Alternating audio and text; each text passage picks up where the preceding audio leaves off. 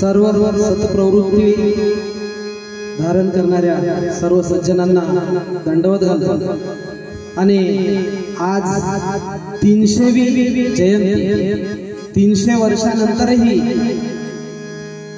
जर एक राष्ट्रमाता जिवंत असेल आणि तिची जयंती आपल्याला साजरी करावी लागत असेल, आपल्यालाच नाही तर संपूर्ण भारतवर्षात ती जयंती साजरी होत आहे। भारतवर्षातच नाही तर जगाच्या कानाकोपऱ्यात अहिल्यादेवी हे नाव आज गाजत आहे आणि म्हणून आपलं कर्तव्य आहे की अहिल्यादेवीचं काम, अहिल्यादेवीचं कार्य, तिनं असं काय काम केलं की जे आज आपल्याला तिची जयंती साजरी करावी लागत आहे। म्हणून या कार्यक्रमाच्या माध्यमातून आम्ही आमचा छोटासा प्रयत्न करतो की तिचं जीवनचरित्र आपल्या समोर कसं ठेवता येईल। सर्वात प्रथम अहिल्या मातेला वंदन गीत सादर करून आम्ही या कार्यक्रमाची सुरुवात करतो। आपण सर्वांनी आपल्या टाळ्या वाजवून आमच्या सोबत साथ या कार्यक्रमाला साथ द्या। अहिल्या माँ जय मल्हारबा, जय अहिल्या माँ जय मल्हारबा, माते चरणी तुझा मी करतो ही प्रार्थना, बापा चरणी तुझा मी करतो ही प्रार्थना।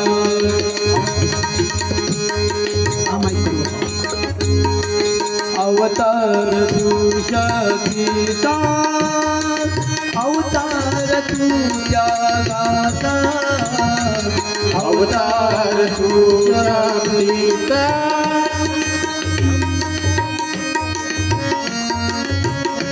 नमो धन शक्तीला, नमो शक्ती रूपाला, माते चरणी तुझा मी गातो ही प्रार्थना, माते चरणी तुझा मी गातो ही प्रार्थना। जय अहिल्या माँ जय मल्हारबा, जय अहिल्या माँ जय मल्हारबा, माते चरणी तुझा मी गातो ही प्रार्थना, बापा चरणी तुझा मी गातो ही प्रार्थना। अशा या महान विभूतीस साष्टांग दंडवत घालतो। बाबा मल्हारराव होळकर अतिशय पराक्रमी महात्मा यशवंतराव होळकर या सर्व महात्म्यांना वंदन करून पुन्हा एकदा जय अहिल्या माँ जय मल्हारबा, जय अहिल्या माँ जय मल्हारबा, माते चरणी तुझा मी गातो ही प्रार्थना, बापा चरणी तुझा मी गातो ही प्रार्थना। गजर तुझा शौर्याचा, गजर तुझा कार्याचा, गजर तुझा शौर्याचा, गजर तुझा कार्याचा, नमो शांतीला, माते चरणी तुझा मी गातो ही प्रार्थना, बापा चरणी तुझा मी गातो ही प्रार्थना, माते चरणी तुझा मी गातो ही प्रार्थना। आज सर्वत्र मोठ्या उत्साहाने ही जयंती साजरी होते।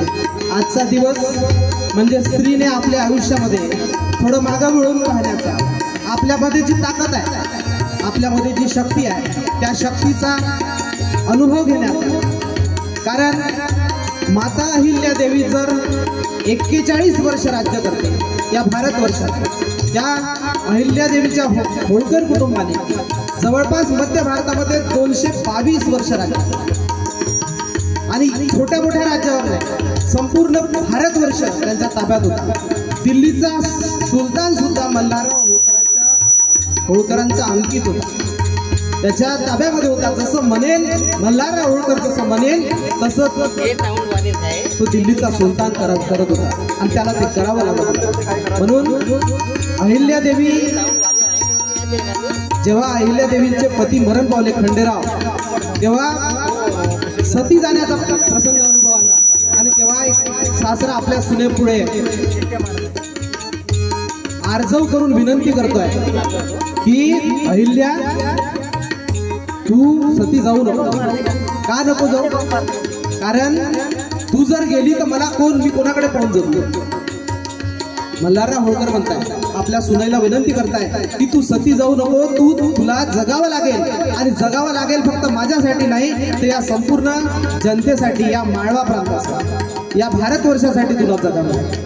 आणि तू जर गेली तर हा सर्व धिंगाणा झालाय शहरात. एक लेखक असाही म्हणतो की जर अहिल्यादेवी त्या काळामध्ये सती गेल्या असत्या तर कदाचित या भारतवर्षाचं हे जे राष्ट्र भारतीयत्व आहे ते सुद्धा सती गेलं असतं कदाचित. परकीय राज्यसत्ता आक्रमित झाली असती, परकीय राज्यसत्तेने संपूर्ण भारत देश गिळंकृत केला असता. म्हणून भारतीयत्व हेच सती गेलं असतं. आणि हे न होऊ देता आई अहिल्यादेवीने सासऱ्याचं म्हणणं ऐकलं आणि सती न जाण्याचा निर्णय घेतला. म्हणून पुन्हा पुन्हा अहिल्यादेवीच्या नावाचा आज गजर होणं आवश्यक आहे. जय अहिल्याबा, जय मल्हारबा, जय अहिल्याबा, जय मल्हारबा, माझे चरणी तुझ्या मी गातो ही प्रार्थना. बाबा चरणी तुझ्या मी गातो ही प्रार्थना. अवतार तुझ्या गाचा, अवतार तू शौर्याचा, अवतार तू शक्तीचा, अवतार तू जगाचा. नमो शक्ती रूपाला, नमो त्यागमूर्तीला, मात्या चरणी तुझ्या मी गातो ही प्रार्थना. बापा चरणी तुझ्या मी गातो ही प्रार्थना. मात्या चरणी तुझ्या मी गातो ही प्रार्थना. अहिल्यादेवीचं एवढं जे जीवन, जे 41 वर्ष अहिल्यादेवीने राज्य केलं या भारतवर्षावर, खरंच एवढं सोपं होतं? आपण जे जीवन जगतोय साधं सोपं, ते एवढं सोपं होतं का? नाही. घरातल्या सगळ्या लोकांच्या मयती अहिल्यादेवीने पाहिल्या. पहिले नवरा मरण पावला, मग सासरा मरण पावला, मग जावई मरण पावला, पोरगी मरण पावली, नातू मरण पावला. सगळं खानदानच्या खानदान नष्ट झालं. कोणीही खानदानामध्ये शिल्लक राहिलं नाही. तरीही मोठ्या ताकदीने स्वतः सैनिकाचा पोशाख करून, तलवार हातात तलवार घेऊन, दांडपट्टा घेऊन, पुरुषासारखी घोड्यावर बसून आपला संपूर्ण राज्य पायाखालून घालणारी ही महान स्त्री आहे. आणि म्हणून तिची जयंती 300 वर्षानंतर साजरी होते. आपण आपल्या घरातल्या बापदाद्याचं, आजोबा पंजोबाचंही नाव घेत नाही. काऊन नाही घेत? कारण त्याचं कार्य त्या घरापुरतं मर्यादित असते. परंतु ह्या महात्म्यांनी जे आपलं आयुष्य झटवलं, आपलं आयुष्य खर्ची घातलं, ते तुमच्या आमच्यासाठी, तुम्हा आम्हाला मोकळा श्वास घेता यावा, तुम्हा आम्हाला शांततेनं जगता यावं, यासाठी या लोकांनी आपलं आयुष्य खर्ची घातलं. आणि म्हणून गजर तुझ्या ज्ञानाचा, गजर तुझ्या ज्ञानाचा, गजर तुझ्या ज्ञानाचा, गजर तुझ्या ज्ञानाचा. नमो शांती रूपाला, नमो शांती रूपाला, माझ्या चरणी तुझ्या मी गातो ही प्रार्थना. बाबा चरणी तुझ्या मी गातो ही प्रार्थना. जय अहिल्याबा, जय मल्हारबा, जय अहिल्याबा, जय मल्हारबा, बात चरणी तुझा मी गातो ही प्रार्थना. बाप चरणी तुझा मी गातो ही प्रार्थना. बात चरणी तुझा मी गातो ही प्रार्थना. भारतीय इतिहासामध्ये 2 अहिल्या होऊन गेल्या.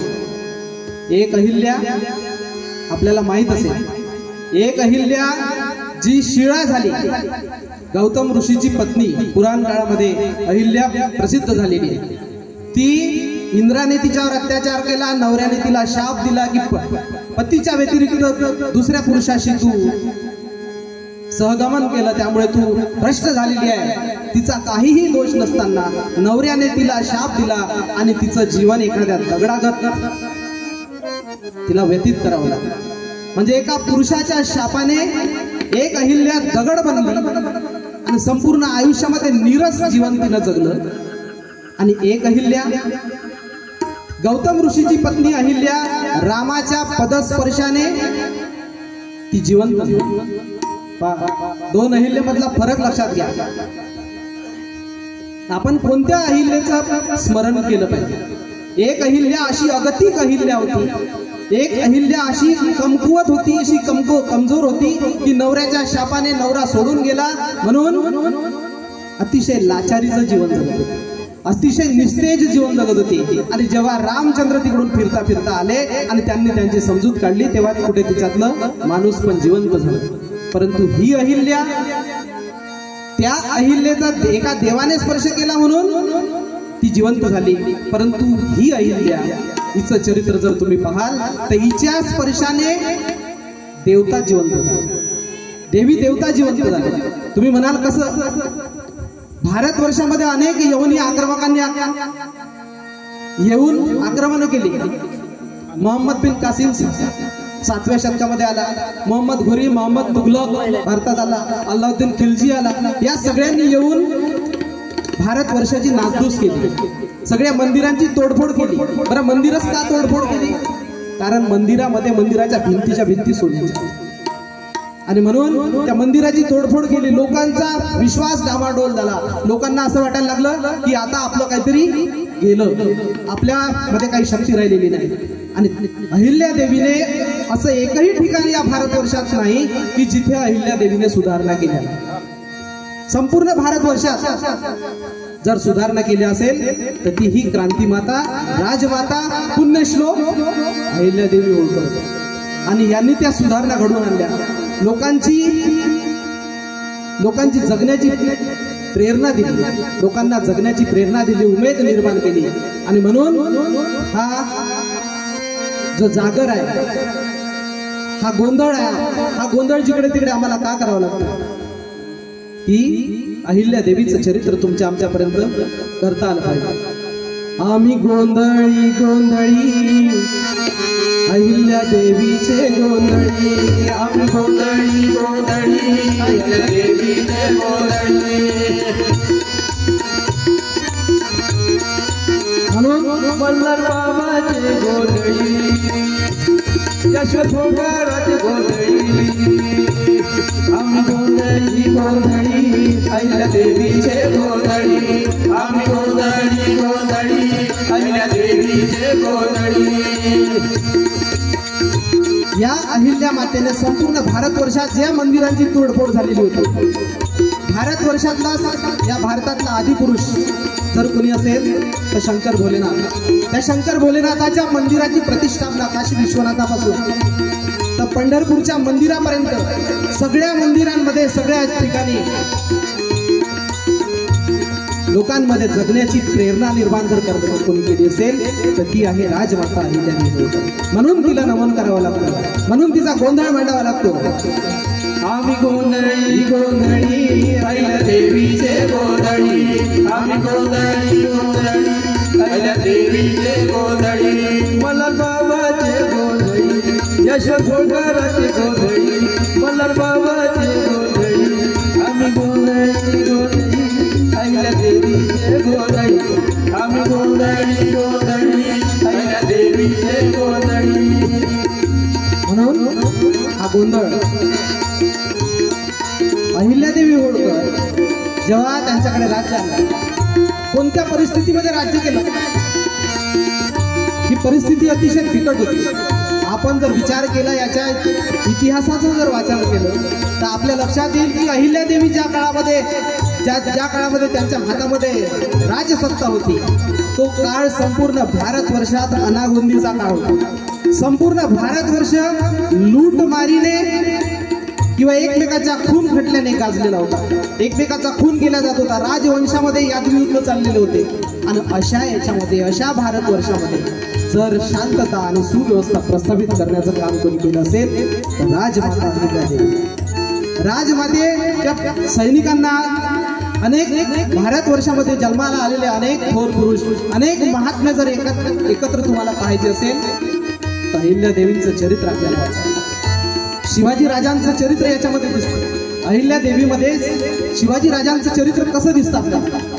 अहिल्यादेवीने आपल्या सैनिकांना सांगून ठेवलं होतं, खबरदार तुम्ही माझ्या शेतकऱ्याच्या भाजीच्या देठाला जरी धक्का लावाल ना, शिवाजी राजांची वंशज होती, शिवाजी राजांची खऱ्या अर्थानं वारसदार होती. सगळ्या सैनिकांना सांगून ठेवलं होतं, सगळ्या जहागीरदारांना मनसबदारांना सांगून ठेवलं होतं, ताकीद दिली होती की माझ्या शेतकऱ्याच्या बांधावरून तुमचे घोडे जर जात असेल, तुमची सेना जात असेल तर त्याच्या पिकाला एवढूसाही जर धक्का लागला तर गाठ माझ्याशी. गिरीची खरी आणि म्हणून खऱ्या अर्थाने शिवाजी राजांची ही अहिल्यादेवी. गिरीची खरी किरटा परी लहरी भगवा ध्वजा,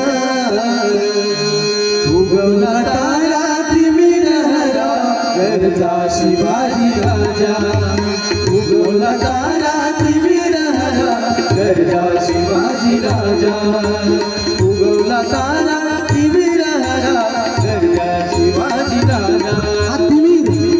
तिमिरा तुम्ही तेजाकडे प्रभू आमुच्या नेची. जनसामान्यांमध्ये जो अंधकार पसरलेला होता, अहिल्या मातेच्या जीवनामध्ये जर आपण पाहिलं सगळ्याच्या सगळ्या माहिती झाल्या, घनदाट काळोखाने भरलेलं तिचं आयुष्य होतं. परंतु त्या काळोखाकडे, त्या काळोखाला घेऊन न जाता आपली कर्तव्यनिष्ठा अजिबात कसू बरही ढळू न देता, मला काय करायचं आहे, माझं आयुष्य कशासाठी आहे, युगा युगाचा गडद अंधार, युगा युगाचा गडद अंधार, यौवनाच्या करी करी सरदार, यौवनाच्या करी करी सरदार, मराठा मर्दा होऊन खुर्द, मराठा मर्दा होऊन खुर्द, छाटला चतुर्थ भुजा, अहो छाटला चतुर्थ भुजा, उगवला तारा तिमिरहरा गरजा शिवाजी राजा, उगवला तारा तिमिरहरा गरजा शिवाजी राजा. संपूर्ण आपल्या आयुष्यातल्या काळोखाला दूर करून न डगमगता, कसुभरही आपल्या कर्तव्यनिष्ठेपासून न ढळता, मला काय करायचं आहे, माझ्या लोकांच्या सुखासाठी काम करायचं, माझ्या प्रजेतला, माझ्या समाजातला एकही घटक सुव्यवस्थेपासून दूर राहू नये यासाठी अहिल्यादेवीने संपूर्ण आपलं आयुष्य दिलं. आणि आपल्या कर्तव्य परिमळाने आपल्या कीर्तीच्या सुगंधाने संपूर्ण वसुंधरेचा आसमंत उजळून टाकणारी जर महिला असेल, आपल्याला आपलं घर साधार सांभाळता येतं. अहिल्यादेवी होळकरांनी त्या काळामध्ये 18व्या शतकामध्ये ज्या काळामध्ये संपूर्ण अनागोंदी माजली होती, त्या काळामध्ये संपूर्ण व्यवस्था लावण्याचं काम. आज जिकडे तिकडे युद्ध सुरू आहे, परंतु हे महापुरुष आपल्याला एका स्त्रीमध्ये का पाहायला मिळतात? सगळे महापुरुष एकवटलेले आहेत. जर अहिल्यादेवीचं चरित्र आपण अभ्यासलं, शिवाजी महाराज तर आपल्याला दिसतातच, कारण शिवाजी महाराजांची खरी वारसदार अहिल्यादेवी होतीच. परंतु नेहरूजींनी अहिल्यादेवींबद्दल खूप छान वाक्य लिहिलं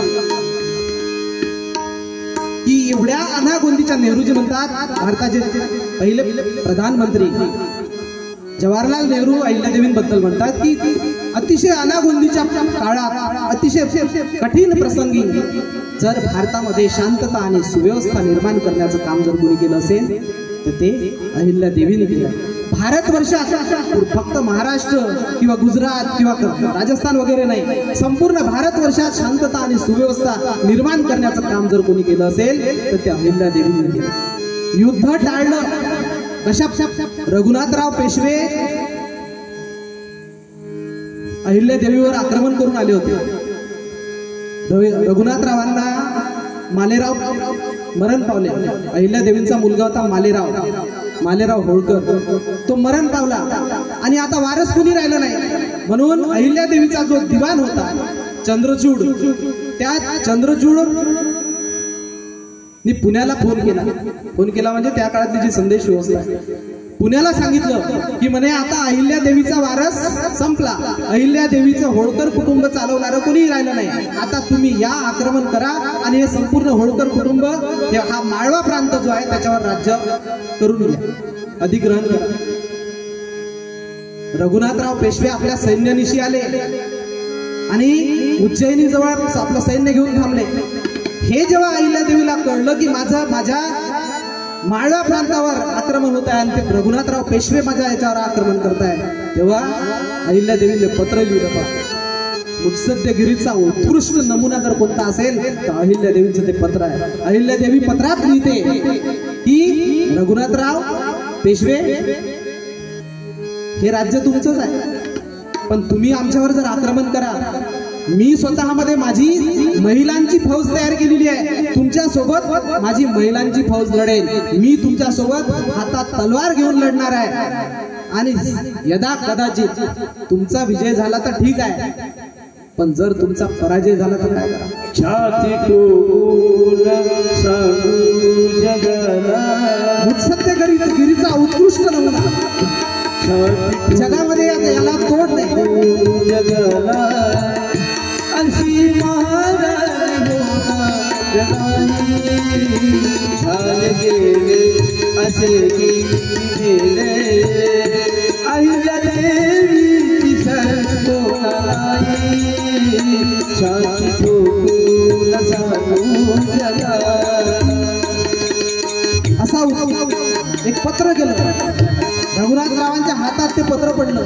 रघुनाथरावांनी पत्र वाचलं आणि विचार केला, खरंच आहे, जर मी जिंकलो तर ठीक आहे, परंतु अहिल्या देवीने जर आपल्यावर विजय मिळवला तर कोणत्या नाकानं आपण जगाला तोंड दाखवायचं. म्हणून त्याने युद्धाचा बेत थांबवला आणि बोलणी केली अहिल्या देवीसोबत की नाही, आता मी तुझ्यासोबत युद्ध करणार नाही. मग या म्हणे भेटायला, पण सैन्य घेऊन यायचं नाही, हेही राज्य तुमचंच आहे. सैन्य घेऊन यायचं नाही, सैन्य ठीक पुण्याला परत पाठवून द्या आणि तुम्ही भेटायला या, तुमचा मान सन्मान. लोक म्हणतात बुद्ध मरण पावले, बुद्धाचं महापरिनिर्वाण झालं. बुद्ध कधी मरत नाही.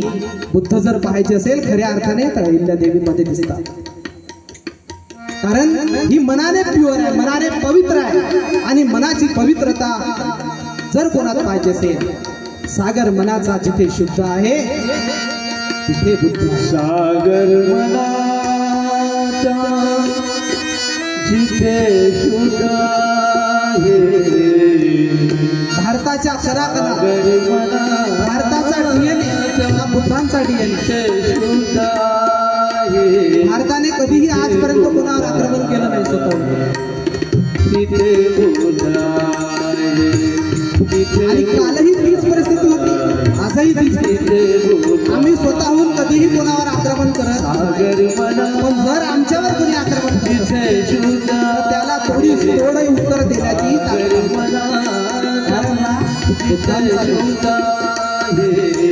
तिथे बुद्ध आहे, तिथे बुद्ध आहे, तिथे बुद्ध आहे, तिथे बुद्ध आहे. सागर मनाचा जिथे शुद्ध आहे तिथे बुद्ध आहे. आणि ती पवित्रता, ती शुद्धता माझ्या अहिल्या मातेमध्ये भेटते. कारण मनाची शुद्धता याच्यापेक्षा दुसरी शुद्धता कोणतीही असू शकत नाही. अहिल्या देवीजवळ एवढी प्रॉपर्टी होती, पण अहिल्या देवीचं एक वाक्य होतं. काय वाक्य होतं? ही संपूर्ण धनसंपत्ती माझ्याजवळ जेवढी संपत्ती आहे ती माझी नाही, ती या लोकांची आहे. असतो का असा राजकारणी?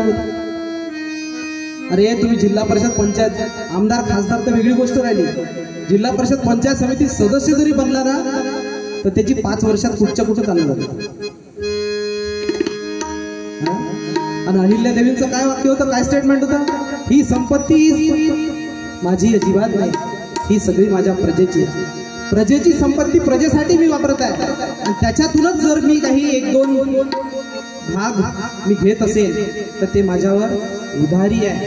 ती प्रजेची माझ्यावर असलेले माझ्यावर उपकार आहे. असतो का असा राजकारणी? आज एक आमदार जरी बनला आणि त्याच्यानंतर 5 वर्षानंतर त्याची प्रॉपर्टी पाहिली, कोणत्याही सरकारमधली कोणतीही यंत्रणा ती प्रॉपर्टी मोजत नाही. तुझ्या हाती तूप आलं, तुझ्या हाती साय न समाजाचं काय रे गड्या. वामनदादा कर्डक छान लिहितात. अरे तुझ्या हातामध्ये हाती तूप आलं, तुझ्या हाती आजच्या राजकारण्यांना अहिल्यादेवींचं चरित्र सांगणं गरजेचं. हाती तूप आलं, तुझ्या हाती समाजाचं काय रे समाजाचं काय रे समाजाचं काय. तुझ्या हाती तूप आलं, तुझ्या हाती तुझ्या हाती तूप आलं, तुझ्या हाती समाजाचं काय रे गड्या समाजाचं काय. समाजाचं काय रे गड्या समाजाचं काय. समाजाचं काय, समाजाचं कोणाला काही घेणं देणं नाही. ज्याच्या हातामध्ये जे आलं तो या समाजाला, या दीनदुबळ्या रंजल्या गांजल्या शेतकरी कष्टकरी समाजाला पिळून खाल्ल्याशिवाय. परंतु अहिल्यादेवी म्हणायच्या, आज आता रतन टाटा मरण पावले. रतन टाटाचं सुद्धा असंच वाक्य होतं. ते म्हणायचे, संपूर्ण भारतवर्षातला सगळ्यात श्रीमंत माणूस, सगळ्यात श्रीमंत उद्योजक जेव्हा जेव्हा भारत कोरोनाचं संकट आलं होतं त्या काळात रतन टाटा म्हणायचे, तुझ्या हाती आहे गड्या समाजाची राणी, तुझ्या हाती आहे गड्या समाजाची राणी. बसायला गड तुला राहायला माडी. सांग तुझा धंदा आहे तरी काय, सांग तुझा धंदा आहे तरी काय. समाजाचं काय रे गड्या समाजाचं काय.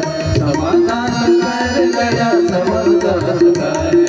समाजाचं काय रे गड्या समाजाचं काय. जे राज्य, जे हिंदवी स्वराज्य छत्रपती शिवाजी राजांनी उभं केलं. शिवाजी राजांनी हे जे राज्य निर्माण केलं ते कशासाठी केलं? माझ्या स्वत्व हरवलेल्या माझ्या दीनदुबळ्या गरीब शेतकरी कष्टकरी अज्ञानी अंधश्रद्धा जनांसाठी केलं. त्याच्यातली अंधश्रद्धा दूर झाली पाहिजे, त्याच्यातली जगण्याची मेलेली उमेद जिवंत झाली पाहिजे आणि ती उमेद जिवंत करण्यासाठी या लोकांनी काम केलं. परंतु आज त्यांच्या नावानं राज्य केलं जाते, परंतु शिवाजी महाराज कुठेही त्या राजकारणात दिसत नाही. शिवाजी महाराजांचं जे धोरण आहे ते कुठेही दिसत नाही. रतन टाटा म्हणायचे, I am not the owner of the property. त्यांच्याजवळ एवढी मोठी प्रॉपर्टी होती की एका स्टेटला ते विकत घेऊ शकतात. ते म्हणायचे, I am not the owner of the property, I am just the trustee of the property. मी फक्त या प्रॉपर्टीचा ट्रस्टी आहे, मी फक्त विश्वस्त आणि विश्वस्ताच्या भूमिकेतून मी हे प्रॉपर्टी चालवतो. जेव्हा केव्हा माझ्या समाजावर संकट येईल, जेव्हा केव्हा अडचण येईल तेव्हा माझी संपूर्ण संपत्ती मी या लोकांचा दान करण्यासाठी तयार. आणि तीच भूमिका माता अहिल्यादेवीची होती. अरे याच्यातला एकही कण माझा नाही आहे. मी जे काही जगत आहे ते ह्या लोकांची संपत्ती मी वापरत आहे, म्हणून या लोकांचे माझ्यावर उपकार आहे म्हणणारी राज्यकर्ते. हा फरक पहा, राज्यकर्त्यामधला फरक आणि अहिल्यादेवींमधला फरक आहे. आजच्या सगळ्याच्या संपूर्ण राजकारण्याला अहिल्यादेवीचं जीवन चरित्र सांगणं गरजेचं आहे, कारण तुम्ही लोकांना पिळून खाता. अहिल्यादेवी सांगते तिच्या सरदारांना की शेतकऱ्याच्या भाजीच्या देठालाही धक्का लागायला नको. आणि आज शेतकऱ्याचा माल कॉटन मार्केटमध्ये सडतो का नाही? इथून चना नेऊन टाकता, हरभरा नेऊन टाकता, तूर नेऊन टाकता आणि तिथं नंबर लागत नाही. मग हे खरंच शिवाजी राजांचं राज्य आहे का? अहिल्यादेवीचं राज्य आहे का? नाही. म्हणून या महात्म्यामध्ये कितीतरी कल्याणकारी राज्य जे डॉक्टर आंबेडकरांनी राज्यघटना लिहिली, ती राज्यघटना सुद्धा या अहिल्यादेवीमध्ये दिसते आपल्याला. कल्याणकारी राज्य जे निर्माण केले, उत्तर भारतामध्ये सर्वत्र अनागोंदी माजली होती आणि भिल्ल लोकांनी राज्यकर्ता कसा असावा. ते मावश्या चालल्या वाटते, चालल्या का मावश्या?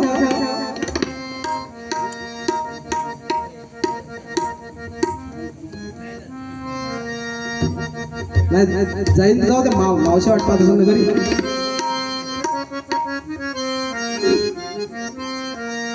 कारण स्त्रीचा कार्यक्रम आहे, त्याच्यामुळे स्त्रीचे दुखणे माय माय माणसाला फक्त हात हलवत यायला लागते. बाई सोबत तिला सगळं संसार घेऊन यायला लागतं. इथे जरी आली तरी तिचं मन घरी भाजीचं टोपलं झाकलं का नाही आहे की नाही, घरी काही दार होतं उघडं नाही राहिलं. हे सगळं पाहत पाहत म्हणून आज तुमचा दिवस आहे, म्हणून तुमच्या नावात अहिल्या अहिल्या अहिल्या माझी राणी होळकर, अहिल्या संतोष भाऊसाठी टाळ्या वाजवा. राणी होळकर, केसाला पिवळा पितांबर पगडी घातली सुंदर, केसाला पिवळा पितांबर पगडी घातली सुंदर. अहिल्या अहिल्या अहिल्या माझी राणी होळकर, अहिल्या अहिल्या अहिल्या माझी राणी होळकर, केसाला पिवळा पितांबर पगडी घातली सुंदर, केसाला पिवळा पितांबर पगडी घातली सुंदर. अहिल्या अहिल्या अहिल्या माझी राणी होळकर, अहिल्या अहिल्या अहिल्या माझी राणी होळकर. म्हणून तिच्या नावाचा गजर असतो. आज अहिल्या देवीने आपलं जेव्हा राज्यकारभार केला तेव्हा शेतकऱ्यासाठी शेतमजुरासाठीच नाही तर तिचं लोककल्याणकारी राज्य कसं होतं पहा. जिथे जिथे नद्या आहेत त्या नद्यांवर घाट बांधले. भारतवर्षात असं एकही ठिकाण नाही की जिथे अहिल्या देवीने सुधारणा केल्या नाही. प्रत्येक नदीवर घाट बांधले. लोकांसाठी हिवाळा जर असेल लोकांसाठी घोंगड्या दिल्या. उन्हाळा असेल तर वाट सरूंसाठी रस्त्यानं जाणाऱ्या लोकांसाठी थंड पाण्याची व्यवस्था केली. पण एवढंच कशाला, पशु पक्ष्यांसाठीही खाण्यापिण्याची व्यवस्था केली. गाडगे बाबा पूर्ण भारतभर फिरायचे आणि त्यांनी गाडगे बाबांचं चरित्र सुद्धा अहिल्या देवीमध्ये दिसते. लोक कल्याणकारी राज्य डॉक्टर आंबेडकर सुद्धा यांच्यामध्ये दिसतात. म्हणून गाडगे बाबांचा सुद्धा जागर होणं आवश्यक आहे. गोपाला गोपाला देवकी नंदन गोपाला, गोपाला गोपाला देवकी नंदन गोपाला, देवकी नंदन गोपाला, गाडगे बाबा गोपाला, गोपाला गाडगे बाबा गोपाला. लोकांचं राज्य लोकांसाठी असल्यानं माणसातला या समाजातला प्रत्येक घटक त्याला जगण्याचा अधिकार आहे, समानतेनं जगण्याचा अधिकार आहे. जर जी स्त्री राज्य करते, जी राजमाता काय करत होती, तिला पशु पक्ष्यांसाठी खाण्यापिण्याची व्यवस्था करणे, जी गरीब लोकांना हिवाळ्यात घोंगडे वाटप करायचे. अरे कोणी थंडीनं कुडकुडत मेलं नाही पाहिजे.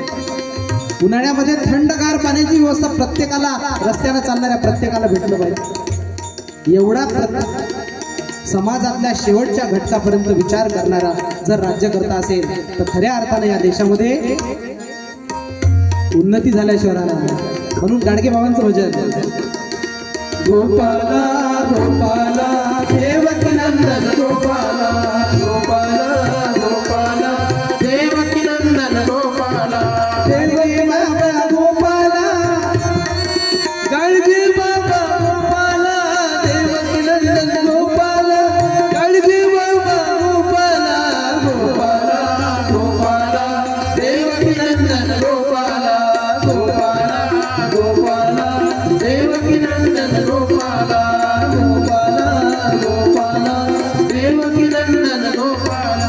अहिल्या देवी गोपाला, अहिल्या देवी गोपाला, मल्हार बाबा गोपाला, अहिल्या देवी गोपाला, मल्हार बाबा गोपाला, गोपाला गोपाला देवकी नंदन गोपाला, गोपाला गोपाला देवकी नंदन गोपाला, गोपाला गोपाला देवकी नंदन गोपाला. भिल्ल समाज होता. भिल्ल समाजातले काही लोक त्यांच्या हाताला काम राहत नाही. कल्याणकारी राज्याची संकल्पना पहा, थोडस पचायला कठीण आहे. अहिल्या देवीने जे कार्य केलं सामान्य लोकांच्या दृष्टीने ते कदाचित हाय लेवलचं असेल, पचायला कठीण असेल, परंतु या क्षणी आज 300वी जयंती आपण साजरी करतो. 300वी नाही, 3000 वर्ष जरी होऊन गेले ना पुढे, तरीही ते नाव जसं आहे तसं गाजत राहणार आहे. कारण ते काम त्या लेवलचं, ते काम त्या तोडीचं होतं. आणि म्हणून भिल्ल समाज, भिल्ल समुदाय होता, हाताला कामं नव्हती. लोक येणाऱ्या जाणाऱ्या लोकांना लुटत होते, खात होते, चोऱ्या माऱ्या करून जगत होते. एवढी अनागोंदी माजली होती की लोकांना साधा प्रवास करणं सुद्धा कठीण झालं. तर त्या काळामध्ये सगळ्या कंप्लेंट जायच्या अहिल्यादेवीकडे. अहिल्यादेवी, अहिल्या राजमाता, या माणसाला लुटलं, राजमाता या लोकांना लुटलं, कसं तुझं राज्य? तेव्हा अहिल्यादेवीने संपूर्ण भिल्ल समाजातल्या लोकांना बोलवलं, अशी मीटिंग घेतली आणि त्या मीटिंग मध्ये आव्हान केलं, सांगा कोण तयार आहे? ही जी लोटमारी चोरी तयार झालेली आहे त्याच्यापासून जनतेचं रक्षण करण्यासाठी कोण तयार आहे सांगा. आव्हान केलं. तेव्हा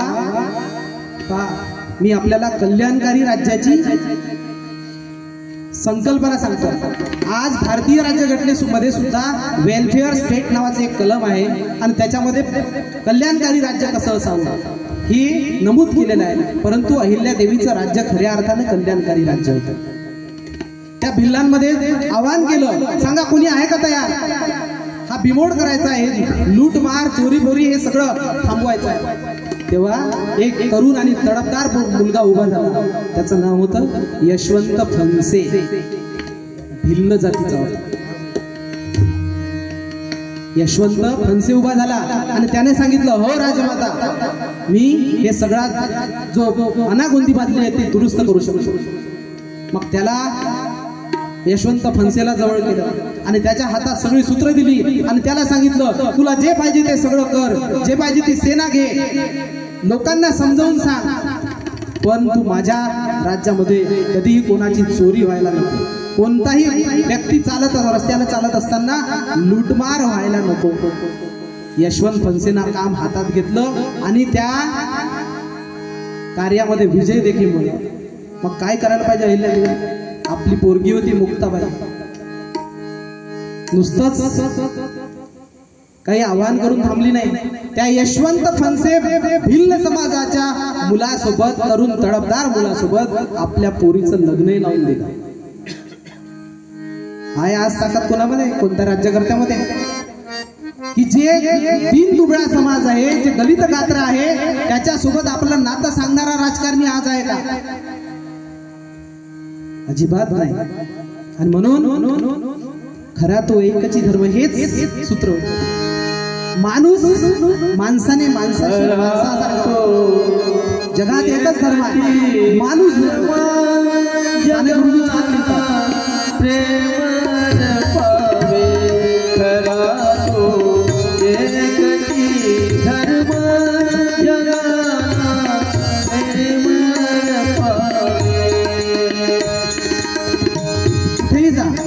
जगाच्या कानाकोपऱ्यात कुठेही गेला तरी माणसाने जर माणसाशी माणूसपणाने जर वागलं नाही तर तो अधर्म ठरतो. आणि जो हिंदू धर्म म्हणून आपण चालतो, तर हिंदू धर्माचं अतिशय पवित्र रूप, अतिशय शुद्ध स्वरूप जर कोणामध्ये पाहायचं असेल तर ते अहिल्यादेवीमध्ये दिसतं. ते त्याच्यामध्ये भ्रष्टता, नीतिभ्रष्टता नावाची गोष्ट अजिबात तिला स्पर्शूनही जात नाही. म्हणून जगी जय दीन पतिता, जगी जय दीन पतिता, जगी जय दीन पतिता, जगी जय दीन पतिता.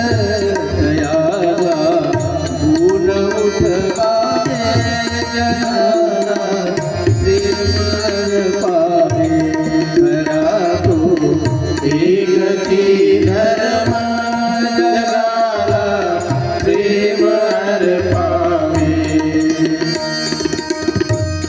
अशी ही स्त्री भारतवर्षामध्ये आजपर्यंतच्या अनेक लोकांना, अनेक राज्यकर्त्यांना तिचं जर चरित्र त्यांनी अभ्यासलं तर त्याच्या माना शर्मेनं खाली गेल्याशिवाय राहिलं. एवढं उच्च कोटीचं चरित्र, उच्च कोटीची नीतिमत्ता अहिल्यादेवींमध्ये होती. आणि म्हणून आपल्या घरातली प्रत्येक स्त्री सुद्धा ही अहिल्या देवी. स्त्रिया पुढे उभी ती अहिल्या देवी राहू द्या. अतिशय सुंदर गीत. डोळ्या पुढे उभी ती अहिल्या देवी राहू द्या. मला तुमच्यामध्ये सावित्री जिजाऊ पाहू द्या. मला तुमच्यामध्ये सावित्री जिजाऊ पाहू द्या. मला तुमच्यामध्ये सावित्री जिजाऊ पाहू द्या. डोळ्या पुढे उभी ती राहू द्या. डोळ्या पुढे उभी ती अहिल्या राहू द्या. मला तुमच्यामध्ये सावित्री जिजाऊ पाहू द्या. मला तुमच्यामध्ये सावित्री जिजाऊ पाहू द्या. मला तुमच्यामध्ये सावित्री जिजाऊ पाहू द्या. वादळे झेलाया जीवनात संकटाची गरज आज आहे कटलेल्या मनगटाची. कटलेल्या मनगटाची. कटलेल्या मनगटाची. लढा द्यावा लागेल आज ना उद्या. लढा द्यावा लागेल आज ना उद्या. मला तुमच्यामध्ये सावित्री जिजाऊ पाहू द्या. मला तुमच्यामध्ये सावित्री जिजाऊ राहू द्या. पुढ्या पुढे उभी ती अहिल्या राहू द्या. पुढ्या पुढे उभी ती अहिल्या राहू द्या. मला तुमच्यामध्ये सावित्री रमाई पाहू द्या. मला तुमच्यामध्ये सावित्री जिजाऊ पाहू द्या. मला तुमच्यामध्ये सावित्री जिजाऊ पाहू द्या. आजचा दिवस खऱ्या अर्थाने स्त्रीत्वाचा जागराचा दिवस. खऱ्या अर्थाने स्त्रीचा गौरव करण्याचा दिवस. खऱ्या अर्थाने मातृशक्तीचा उदो उदो करण्याचा दिवस. आजचा दिवस खऱ्या अर्थाने स्त्री शक्तीच्या उत्तुंगतेचा दिवस. स्त्रीने घेतलेली ही भरारी 41 वर्ष केलेलं राज्य मध्य भारतामध्ये. त्या मध्य भारतामध्ये आजचा उत्तर महाराष्ट्र होता. तुमच्या कल्पना येईल. उत्तर महाराष्ट्र, राजस्थानचा काही भाग, उत्तर प्रदेशचा काही भाग, मध्य प्रदेशचा काही भाग, एवढ्या संपूर्ण मध्य भारतावर अहिल्या देवीने राज्य केलं. आणि काही लोक म्हणतात स्त्रीला कमी लेखण्याची, बाईला अक्कलच नसते म्हणून. किती जणांना ऐकलाय मावशी हे वाक्य? तुम्ही ऐकलं का नाही कधी? बाईला अक्कलच नसते म्हणून. नसन जर ऐकलं तुम्ही तुमच्या आयुष्यामध्ये तर तुम्ही भाग्यवान आहे समजा. आणि तुम्ही म्हटलं का कधी यायनं ऐकलं म्हणजे तुम्ही म्हणलेलं असं. खरी गोष्ट आहे का? खरं काय? बाईला अक्कल नसते हे खरं आहे का माणसानं म्हणलं हे खरं आहे? बाईला जर अक्कल नसती ना मावशी तर आज ज्या UPSC जगातली सगळ्यात कठीण परीक्षा आहे त्या सगळ्यात टॉपर पोरीच असतात. आज ज्या UPSCच्या परीक्षा होतात ना,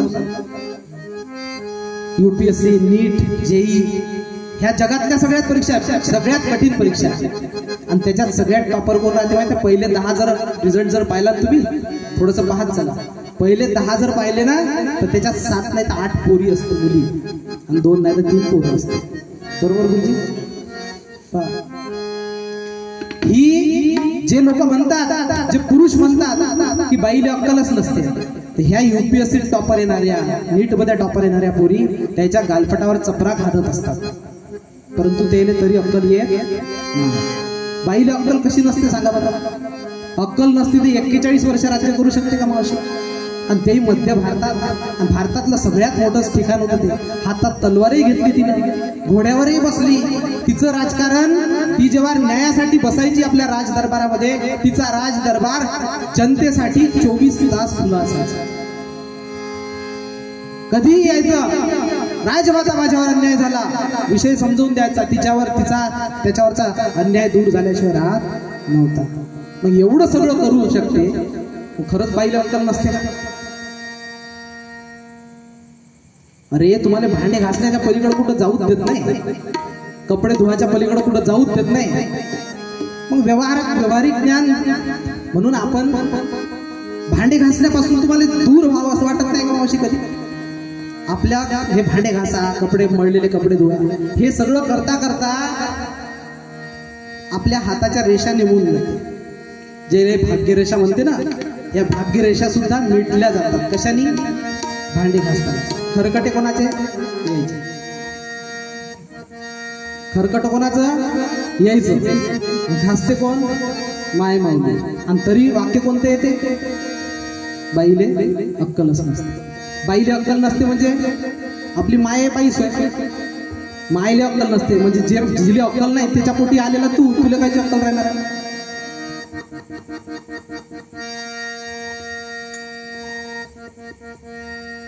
हे वाक्य उच्चारणं म्हणजे अहिल्यादेवीचा अपमान करणं. प्रत्येक घरातली स्त्री ही जिजाऊ आहे. प्रत्येक घरातली स्त्री ही राजमाता अहिल्यादेवी होळकर आहे. प्रत्येक घरातली स्त्री ही सावित्री आहे. ज्या सावित्रीने तुमच्या जीवनामध्ये जो उजेड केलाय ना, त्याची ऋणी असलं पाहिजे.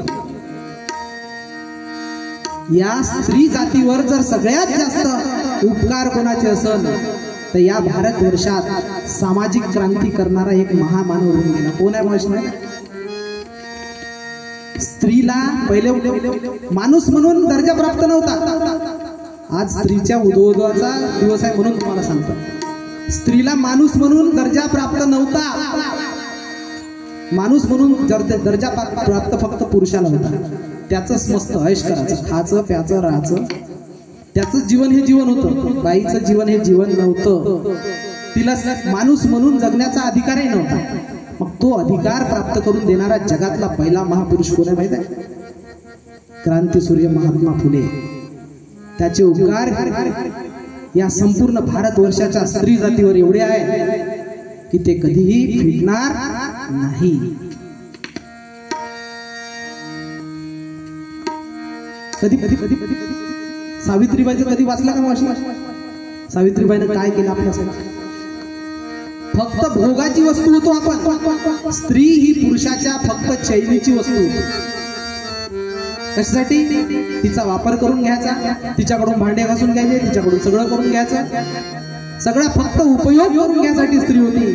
अरे सगळ्यात पहिले तुमच्या क्रांतीचा झेंडा जर कोणी रोवला असेल तर तो महामानव क्रांतीसूर्य ज्योतिबा फुलेंनी रोवला. आणि नंतर ही क्रांती सुरू झाली. नंतर तुम्ही आम्ही शिकायला लागलो. नंतर बापाच्या इस्टेटीमध्ये पोरीला वारसा हक्क मिळायला लागला. कोणामुळे? क्रांतीसूर्य ज्योतिबा फुलेमुळे. पण आपण ज्योतिबा फुले वगैरे काही नाही, असं ते मध्ये माळायचे. हे महामानव अहिल्यादेवी कोणत्या जातीची राहू शकत नाही. तिचे संपूर्ण भारतवर्षावरच नव्हे तर संपूर्ण भारतवर्षाच्या प्रत्येक माणसावर उपकार आहे. कारण तिनं जर राज्य टिकवलं नसतं तर इतिहासकार असे म्हणतात की ही भारतातली लोकशाही आणि भारतातलं भारतीयत्व हे सती गेलं असते. परंतु विश्वास ठेवला पाहिजे ना मावशी. पोरीले अक्कल नसते म्हणते आणि हे तुम्ही म्हणता. बाईकडून बाईलाच जास्त छळल्या जाते. काऊन छळल्या जाते? तुमच्या घरी 2 पोरं जन्माला आले, एक पोरगी एक पोरगी. छळ तुम्ही करता. तर त्या पोराला काय म्हणता? बापू हे पैसे घे, दुकानात जा, दुकानातून हे आण ते आण ते आण. आणि पोरीला म्हणता बाई भांडे घास. 3-4 वर्षाची 5 वर्षाच्या पोरीपासून सुरू होऊन जाते, बाई भांडे घास. अहो मावशी तुझ्या आजीने भांडेच घासले, तुझ्या मायने भांडेच घासले, तूही भांडेच घासत आहे, तुझी पोरगी भांडेच घासत आहे, तुझी नाताही भांडेच घासत आहे. अरे कधी तर सुटका भेटली पाहिजे का नाही? मग सुटका कशी भेटायला? एकच काम, पोराले ना पोरीने समान मान. हे आमचे इथं शिक्षक लोक बसलेले पहा, यायलाही एक पोरग एक पोरगी आहे. सरांची पोरगी नीट करत आहे, वार्षिक खर्च आहे 5 लाख रुपये. पोरीले ना पोराने समान दर्जानं मानणारे हे लोक आहेत. उद्या चालून डॉक्टर झाली तर बापाचाही कॉलर टाईट आणि पोरीचे कॉलर टाईट, आणि ती पोरगी भांडे घासेल का मग सांगा बरं? भांडे घासणं वाईट गोष्ट नाही, परंतु माणसानं काऊन नाही घासावं? स्त्रीत्वाचा जागर आज आपला स्वत्व समजलं पाहिजे. मी कशासाठी आहे? मुलीला समान दर्जाची वागणूक द्या. मुलीला, मला अमिताभ बच्चन खूप आवडतात. का आवडतात माहित आहे मावशी? थोडस माझ्याकडे 5-10 मिनिटं चालवतो, जास्त नाही चालू. अमिताभ बच्चन मला आवडतात, ते हिरो आहे म्हणून नाही. त्यांनी राष्ट्रीय चॅनलवरून एक घोषणा केली, माझ्याजवळ जी प्रॉपर्टी आहे, त्यांच्या जो काही कमी प्रॉपर्टी नाही, 2-4 टीना आणि 4 पिपे हे नाही, त्याच्यात करोडो अब्जावधीची प्रॉपर्टी आहे. आणि त्यांनी आपल्या राष्ट्रीय चॅनलवरून घोषणा केली की माझ्याजवळ जी काही संपत्ती आहे ती माझ्या मुलाला आणि मुलीला मी सारखी वाटून देईन. कोण सांगितलं? म्हणून हे लोक मोठे होतात. आणि आपण पोराले 7 एकर वावर, 8 एकर वावर, पोरीले एकदाच, आजकाल तर नवीन ट्रेंड निघला, हे पोरगी आहे म्हणते, घेऊन जा तूच लग्न कर तिकडे. याच्यासाठी जन्म देणार जो बाप पोरीच्या लग्नाची फिकीर करतो, पोरीला शेवटच्या क्षणी कसं पाठवून देता येईल याची फिकीर करतो, त्याच्यासारखा मानसिक दरिद्रता दुसरी कोणती? जे काही प्लॅनिंग करायचं असेल, पोरीला शिकवायचं कसं, शिकून मोठं कसं करायचं, तिला स्वतःच्या पायावर उभं कसं करायचं, याचं प्लॅनिंग केलं. आणि हे प्लॅनिंग ज्या डोक्यात असेल, ज्या बापाच्या डोक्यात असेल, तो बाप खऱ्या अर्थानं बाप या शब्दाला लायक आहे. कारण बाप या शब्दापेक्षा मोठा शब्द कोणताच नाही जगात, आहे का? जगातला सगळ्यात मोठा शब्द जर कोणता असेल, ताकदवान शब्द कोणता असेल, तर तो आहे बाप. पण त्या बापाला बापत्व समजलं पाहिजे ना, बरोबर? आणि तेव्हा कुठे अहिल्या जन्माली, तेव्हा पोरगा मेला आणि मल्हारराव होळकर म्हणते, बाई अहिल्या तूच माझा मुलगा आहे, तू सती जाऊ नको, तू गेल्यावर कोण पाहिजे माझ्याकडे. एका सासऱ्यानं विश्वास ठेवला तर अहिल्या जन्माला, एका बापानं विश्वास ठेवला, पोरीवर विश्वास ठेवून पहा, एका बापानं विश्वास ठेवला तर जिजाऊ जन्माला आली. कशी? लखुजी जाधवानं मावशी पोरगी जन्माला आली तर हत्तीवरून साखर वाटली होती संपूर्ण राज्यात. हत्तीवरून साखर वाटली होती, आणि हत्तीवरून साखर वाटली, पोरीच्या जन्माचा गौरव केला म्हणून तिनं संपूर्ण महाराष्ट्रामध्ये यादवी यवनी सत्तेला पालथवून टाकला आणि स्वराज्य निर्माण केलं. एक बाप अजूनही होऊन गेला या देशामध्ये, जवाहरलाल नेहरू. त्यांनी आपल्या पोरीवर विश्वास ठेवला, त्याची पोरगी या भारतातली सगळ्यात पॉवरफुल प्राईम मिनिस्टर झाली.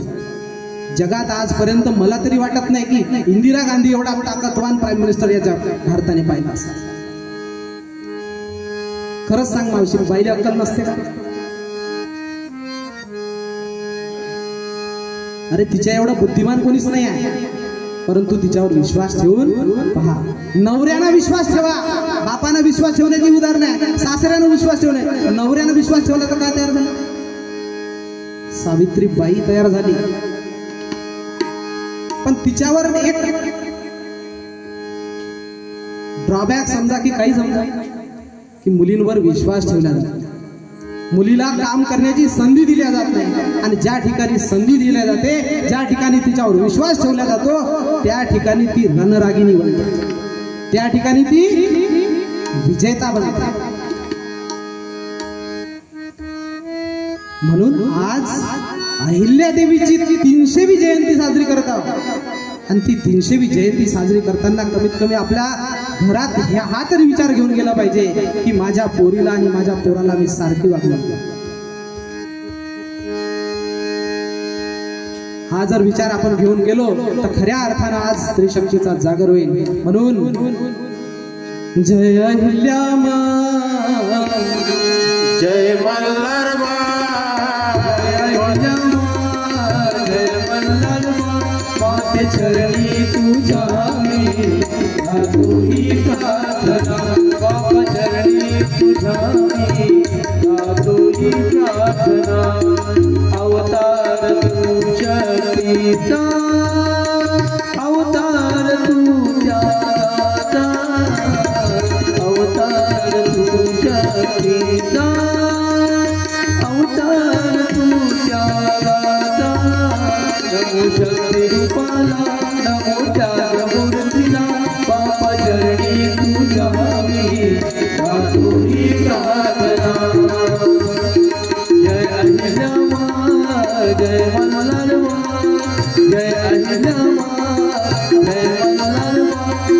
चरणी तुझ्या मी गातोही प्रार्थना मात चरणी जामी गातोही प्रार्थना.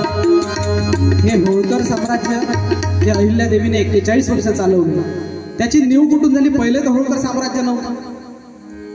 मल्हारराव होळकर एका धनगराचं मेंढ्या चारणारं पोरगं. होळ नावाचं गाव आहे, जेजुरीचा खंडोबा जिथे आहे तिथून काही अंतरावर होळ नावाचं गाव आहे. होळ नावाचे गावाचे रहिवासी म्हणून होळकर. वडील होते, वडील काही दिवसानंतर मरण पावले. आईला घेऊन एकटे पडले. बाकीच्या लोकांमध्ये वारसासाठी भांडणं लागली. मग आईनं काय करावं? मल्हाररावच्या खानदेशामध्ये तळोदा नावाचं गाव आहे, तिथे मामा राहायचे. मामाकडे गेले. मामा ताराबाई, महाराणी ताराराणी जी होती त्याच्या सैन्यामध्ये सैनिक होते. हा तिथे जाऊन मामा जेव्हा लढाईवर जायचे तेव्हा मल्हार, छोटा मल्हार तिथे सुद्धा शेळ्या मेंढ्याचा. काही दिवसानंतर 8-9 वर्षाचा असताना मल्हारची आई सुद्धा मरण पावली. तेव्हा मामाला वाटलं नाही, पोराचं काहीतरी करायला लागतं, म्हणून शेळ्या मेंढ्या राखणं बंद करून टाकलं आणि त्याच्याकडे घोडे पाळणं लागले.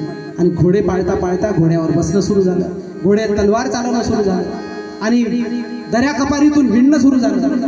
हे सगळं करत असताना एक नेमाजी नावाचे एक सरदार होते. त्यांची नजर गेली, अरे हा पोरगं तर खूप चपळ दिसतो, आणि म्हणून त्यांनी आपल्या सैन्यामध्ये घेतलं. 500 सैन्याचा मनसबदार बनवला. त्याच्यानंतर बाळाजी विश्वनाथ नावाचे पेशवे, त्यांच्याकडे त्यांचं लक्ष गेलं याच्यावर आणि त्यांना समजलं की हा इतिहास बदलवू शकतो. त्यांनी या मल्हारराव होळकरांना आपल्या सोबत घेतलं. मल्हारराव होळकरांनी असे काही कारनामे केले की ह्या 10-15 मिनिटात मी तुम्हाला सांगू शकत नाही. एक मेंढपाळाचं पोरगं, घरामध्ये कोणतंही बॅकग्राऊंड नाही, कोणत्याही प्रकारचं पूर्वीचं राजकारण नाही, आणि अशा परिस्थितीमध्ये जर तो एखाद्या राज्याचा राजा बनत असेल तर किती मोठी शक्ती असते. म्हणून आपल्यावर जर काही संकट आली, या महापुरुषाच्या जयंतीच्या पुण्यतिथीच्या निमित्ताने आपण अहिल्यादेवी जर प्युअर जीवन जगली असेल, अहिल्यादेवी जर पवित्र जीवन जगली असेल, तिच्यामध्ये कोणतंही कपट, कारस्थान, द्वेष, राग, लोभ नसेल, तर आपणही तेवढं पवित्र जीवन जगलं. आपल्यामध्ये घराला जर तुमच्या घराला प्रत्येक बापाची जबाबदारी आहे. माझ्या घराला जर चांगल्या मार्गाने न्यायचं असेल तर मलाही चांगलं असलं पाहिजे, कारण काळ कठीण आलेला आहे. आज कोणालाही विचारून पहा, एखादा रोग, एखादी मयत झाली, कशाने मेला म्हणलं तर काय सांगतो? कॅन्सर. कोणालाही विचारा, बाकीचे सगळे रोग दूर झालेले आहे, कॅन्सर एवढा थैमान माजलेला आहे. काही सांगा, आणि तुम्ही जर खर्रा तंबाखू खात असाल तर अहिल्यादेवीच्या जयंतीच्या निमित्ताने तुम्हाला सांगतो होतो, तुम्हालाही कॅन्सर झाल्याशिवाय राहणार नाही. ज्याच्या तोंडात खर्रा तंबाखू, पान, मटका असेल, 100% गॅरंटीनं लिहून ठेवा, इथून घरी गेल्यावर तुमच्याही तोंडात एक गाठ येणार आणि ती कॅन्सरचीच असणार. कारण WHO, वर्ल्ड हेल्थ ऑर्गनायझेशनने इशारा दिलेला आहे की येत्या 3-4 वर्षात 75% लोकांना कॅन्सर झालेला असेल. मी नाही सांगत, वर्ल्ड हेल्थ ऑर्गनायझेशन सांगते 75%, म्हणजे घरात 4 माणसं जर असेल तर 3 लोकांना कॅन्सर झालेला असेल, 1 माणूस चांगला असेल. म्हणून आजच पोराचं मड जर बापाच्या खांद्यावर जावं असं वाटत नसेल तर पहिले बापानं तंबाखू सोडला पाहिजे. खरं का खोटं मावशी? खरं का खोटं? जगातली सगळ्यात मोठी हानी ही आहे की जर म्हाताऱ्या बापाच्या खांद्यावर जर जवान पोरग जात असेल तर याच्यापेक्षा मोठी हानी कोणती असू शकते? आणि ती हानी या कॅन्सर म्हणून. तुम्ही जर खर्रा तंबाखू खात असाल, गुटखा, पेढे, पान खात असाल,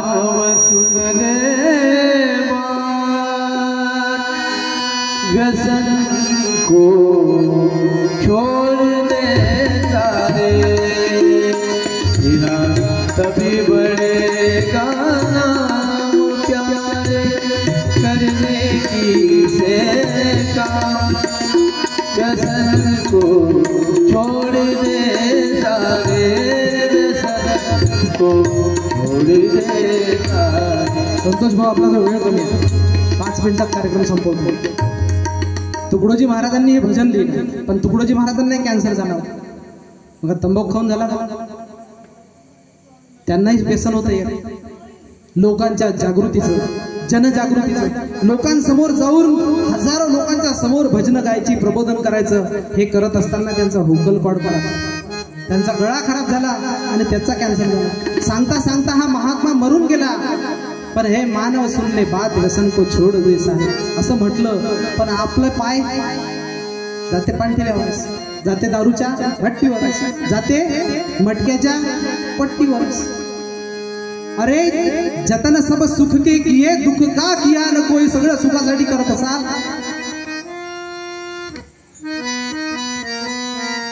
आपण काम कोणते करत होते पहा. तुम्हाला कोणालाच वाटत नाही की माझ्या जीवनामध्ये दुःख यावं, पण काम सगळे दुःख येण्यास करतो. खर्रा खात असाल तर 100% कॅन्सर होणार. दुःख होणार की सुख होणार? दुःख होणार. पत्ते खेळत असाल, भिकारी बनल्याशिवाय राहत नाही. मटका लावत असाल, एक दिवस तुमचा एंड लागल्याशिवाय राहत नाही. कारण त्याच्यातच आहे 2 गोष्टी. पहा मावशी तुम्हाला सांगून ठेवतो, त्याच्यामध्ये ओपन न क्लोज आहे. मटक्यामध्ये 2 गोष्टी असते, ओपन आणि क्लोज. एक ओपन म्हणजे काय? ओपन म्हणजे मराठीमध्ये उघडं, उघडं करते तुम्हाला. आणि क्लोज म्हणजे तुमचा मॅटर क्लोज करतो. त्याच्यातच 2 शब्द, ओपन आणि क्लोज. म्हणजे उघडं करते म्हणजे हे सगळं चाललं जाते, घरा दारा सहित उघडं करून टाकते. आणि क्लोज म्हणजे तुमच्या आयुष्याचा मॅटर क्लोज करते, त्याने म्हणते मटका. दारू. एक दिवस एक जवाई आला सासऱ्याकडं. सासऱ्याला म्हणे, मामाजी मामाजी म्हणे माया काही खोकला जाऊनच नाही राहिला म्हणे. तर सासरा का म्हणे, एक अर्धी टिल्ली लावणार आहे म्हणे. अर्धी टिल्ली लावणार का जवाई म्हणे. सासरा कोणत्या याचा असा का म्हणते म्हणे, तू खोकला जात नाही. अरे खोकला क्या चीज आहे म्हणे, माहिती एवढी इस्टेट गेली म्हणे त्या. खोकला क्या चीज आहे? तू जर खोकला जात नसेल, एक 90 लाव म्हणे.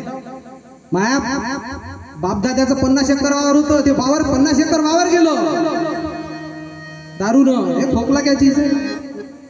मला लोक गावातले या पाटील या बसा बसा बसा मान बराबर होती म्हणे. आता मी जर गेलो ना म्हणे तर झाडू पुसणारा, खुर्ची पुसणारा पहिलेच बसून जाते म्हणे. हे आलं म्हणते म्हणे, हे नाही बसलं पाहिजे. माय मान मराबत गेली, माझं जे काही प्रतिष्ठा होती ती गेली. हे खोकला क्या चीज आहे?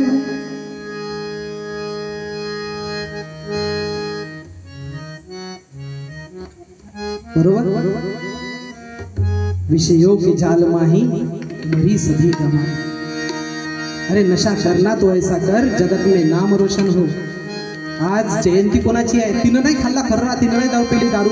मल्हारराव होळकरांनी शून्यातून विश्व निर्माण केलं, त्यानं नाही लावला कधी मटका. तुम्ही घरामध्ये जर खर्रा तंबाखू असेल, हे मावशाई खूप खाते, इकडे बोट नाही दाखवत मी, लक्षात ठेवा तुम्ही. हे आपलं खाणं नव्हे. ही खाण टाकतो आपण आपल्या शरीरामध्ये आणि ती खाण टाकून म्हणतो तुम्ही चांगला राहिलो पाहिजे. कसं शक्य? कलकत्त्याच्या गाडीत बसावे आणि देवा म्हणे पंढरीशी न्यावे. इकडे यवतमाळच्या गाडीत बसले आणि कंडक्टरले म्हणलं मला पांढरकवड्याला नेऊन सोड. आहे का शक्य? अरे तुम्ही किती पुढे जाल तरी तुम्हाला काही पांढरकवडा भेटणार नाही. म्हणून योग्य मार्गाने जा लागेल. जीवनामध्ये जर सुख पाहिजे असेल, समाधान पाहिजे असेल, तुमच्या पुढे येणारी, तुमच्या घरामध्ये येणारी पुढची पिढी जर चांगली घडावी असं वाटत असेल तर पहिले बापानं मायनं सद्गुणी असणं आवश्यक आहे. नाही तर बाप लावते मटकान पोट्याला म्हणते बे मटका नको लावू, जुवा नको खेळू, अबे तोच पायनं म्हणते ते. कोणत्या तोंडाने सांगायचा अधिकार आहे तुम्हाला? नाही सांगू शकत. म्हणून दुसरी गोष्ट, अनाथांची माय होती. महत्वाचा विषय आहे, शेवटचा विषय घेतो 2 मिनिटात आणि संपवतो कार्यक्रम. अनाथांची माय होती.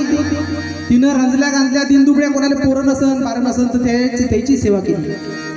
आणि आज आपल्या घरी सगळे आपले मायबाप सगळं कमावून ठेवते, पण आपले मायबाप अनाथाश्रमामध्ये जातात, वृद्धाश्रमात जाते. संख्या खूप वाढत चाललेली आहे, वृद्धाश्रमाची संख्या खूप वाढत चालली आहे. कमावलं ते नसतं. तुम्हालाही पोरं झाले, आपल्या पोराचे डायपर बदलवता त्यांचं सुशी करता करता काय घाणाघाण होते. मग आपल्या मायनं ते नाही केलं का? आपल्याला वाटत नाही की आपल्या पोरांना आपल्यापासून दूर जावं, म्हणून आपण आपल्या मायबापापासून काऊन दूर जावं.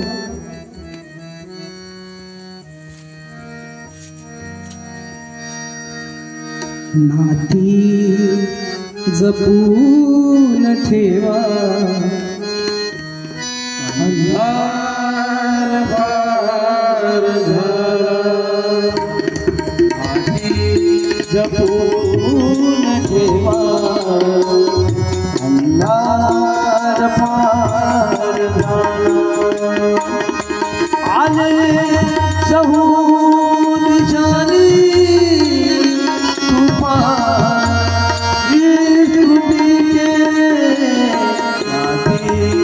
जपून ठेवा,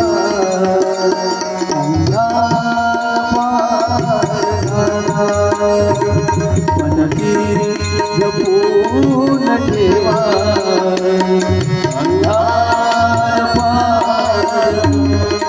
अहिल्यादेवी शिवाची उपासक होती. शिवाची उपासना का केली अहिल्यादेवी? शिवाचे मंत्र तंत्र, शिवाचा मूल मंत्र होता की इकडे तिकडे काही फिरायची गरज नाही. तुम्हाला जर देव पाहायचा असेल, देवत्व पाहायचं असेल, तुम्हाला जर मुक्ती मिळवायची असेल, परमेश्वर प्राप्ती करायची असेल, तर भगवान शिवाने सांगितलं. त्याच्या गणपतीला काय शिकवलं शिवानं? पृथ्वी प्रदक्षिणा घालायचं ठरलं होतं. गणपतीनं घातली का पृथ्वी प्रदक्षिणा? कुठं फिरला तर माय बापाच्या भोवताल फिरला आणि म्हणे मला याच्या पलीकडं या जगात कोणतंच तीर्थ नाही. आई वडील हर हर शब्दाचा गजरा, हर हर शब्दाचा गजरा, कधी भोळे वागणार, कधी भोळे वागणार, गजर गजर गजर हो, हर हर शब्दाचा गजरा, हर हर शब्दाचा गजरा, हर हर शब्दाचा गजरा. शिवाजी राजांचं जे सैन्य होतं, हर हर शब्द हर हर महादेव म्हटले की त्यांच्या अंगामध्ये एवढी स्फूर्ती यायची की समोर कितीही ताकदवान शत्रू असला तरीही नामोहरण करून सोडायचे. कोणती गर्जना होती, कोणती घोषणा होती? हर हर महादेव. आणि तीच त्याच शिवाचा जागर, त्याच शिवाची शिवालये संपूर्ण भारतभर उभी करण्याचं काम. काशी विश्वनाथाचं मंदिर आज आपण मोठ्या गर्वानं म्हणतो काशी विश्वनाथ, पण त्या काशी विश्वनाथाचाही उद्धार करणारी ही महामाया होती. ही महान स्त्री होती. आणि म्हणून त्यामागे उद्देशच एक होता की प्रत्येक घरामध्ये आपल्या आई बापाचा मान सन्मान झाला. प्रत्येक, नाही तर काही मुलं मुली आपल्या आईसोबत बापासोबत वर्ष बोलत नाही. काय मिळवलं तुम्ही आयुष्यात? जगातलं तुम्ही खूप मोठ्या मोठ्या गोष्टी सांगत असाल, खूप चांगलं म्हणत असाल, पण घरी जाऊन जर तुमच्या मायसोबत प्रेमानं दोन शब्द बोलत नसाल तर तुमच्यासारखा पापी या जगातला कोणी सांग. मग तू काशी जा, पंढरी जा, का मथुरा जा, का एवढं जमत नसेल तर मक्का मदिना जा, तू या जीवनाचा उद्धार कोणी करू शकणार नाही. म्हणून आई वडिलांप्रती जे प्रेम आहे ते प्रेम सांगितलं या महामायेने. आणि म्हणून सगळ्यांच्या शेवटी दान हेची मागो सख्या पंढरीराया. त्या पंढरीरायाला विनंती करतो की काया वाचा मने घडो जनसेवा. ही जनसेवा घडत राहो, लोकांपर्यंत सतप्रवृत्तीचा झरा पोहोचवण्याची प्रेरणा आम्हाला मिळत राहो. माय माऊल्यांची प्रेरणा आम्हाला मिळत राहो. माय माऊल्यांच्या समोर जाऊन दोन शब्द सांगण्याची प्रेरणा आम्हाला मिळत राहो.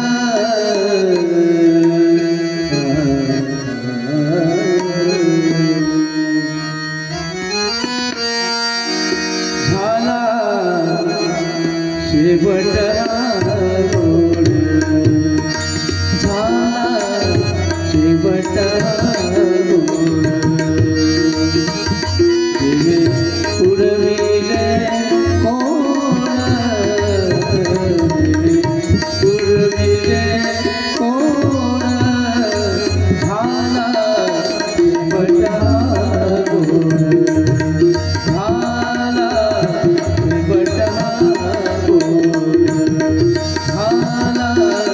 शेवट गोड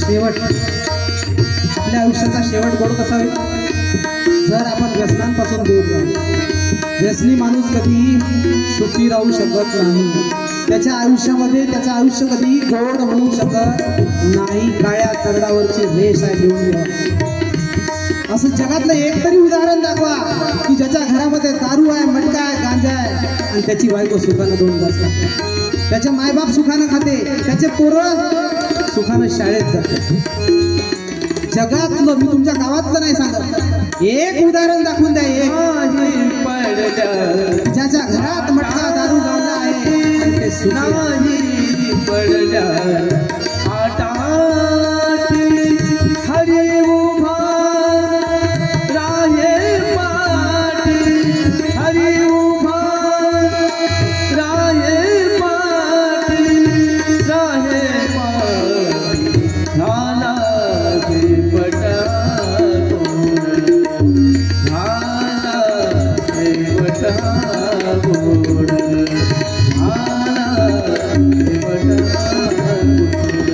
व्यसनांपासून दूर राहा एकमेकाचा द्वेष करू नका कोणाचाही राग करू नका कोणावरही जाऊन पडू नका एक पाऊल मागं घेण्याचं काम पडलं तरी मागे घ्या दान थोडस देऊन तर बघा फुपाट्यासाठी भांडण असल आपले भांडणं याच्यासाठी असते अख्खं वावर पडीत पडते पण धुऱ्यासाठी तुझे तो मैं देख लूंगा अरे वावरात खट्या आहे राजा तिकडे बोंदाडं वाटून राहिले कायचे भराटीचे बोंदाडं वाटून राहिले तिकडं घेणं देणं नाही आणि धुऱ्यासाठी भांडण आपल्या फुपाट्यासाठी फुपाट्यासारखं होते अरे थोडंसं देऊन पा हे घेऊन जा 1 तास 2 तास सरकवल्यानं कधी कोणी लहान होत नाही देण्याची तुम्ही जर देण्याची वृत्ती धारण केली तर तुमच्या उतरंडीला जे येणारे अपत्य आहेत ते सुद्धा त्याच पद्धतीचे नाहीतर घेतला चाकू का तुझे तू ते त्यानं कोणी सुखी झालं नाही म्हणून अहिल्या देवीच्या जयंतीच्या महोत्सवात या महामायेच्या महामातेच्या जयंतीच्या निमित्ताने काहीतरी एक चांगला संकल्प करा की आजपासून मी खर्रा खाणार नाही दारू पिणार नाही मटका लावणार नाही माझ्या बायकोला तर असं म्हणणारच नाही की तुला अक्कल असेल हे महापाप आहे आणि हे जर तुम्ही ठरवत असाल आणि खऱ्या अर्थाने माय मौल्यांकडे विनंती करतो की आपल्या घरामध्ये जे अपत्य आहे मुलगा आणि मुलगी समानतेनं वागा दोघांनी स्वयंपाक करायला स्वयंपाक वाईट नाही स्वयंपाक तुम्ही करता म्हणून तर बाकीचे जगते स्वयंपाक चांगला आहे ना मग दोघांनाही शिकवा दोघांनाही त्याच रस्त्याने शाळेत जाऊ द्या हे जर असं जर तुम्ही समानतेचे धडे दिले आणि 400-500 वर्षानंतर पुन्हा जर तुम्ही या पृथ्वीवर अवतरलात पोरगी म्हणून तर तुम्ही चमत्कार झाला असं समजा की अरे मागच्या जन्मात तुम्ही भांडे घासू मिळले ह्या जन्मात तर माझ्या नवरा भांडे घासून कुठेतरी बीजा रोपण करावं लागल तुम्हाला आज त्याचं रोपण करावं लागेल आणि तेव्हा खऱ्या अर्थाने अहिल्या देवींची जयंती साजरी होईल एवढं सांगतो आपण खूप शांत चित्ताने माझे 2 शब्द ऐकून घेतले त्याबद्दल मी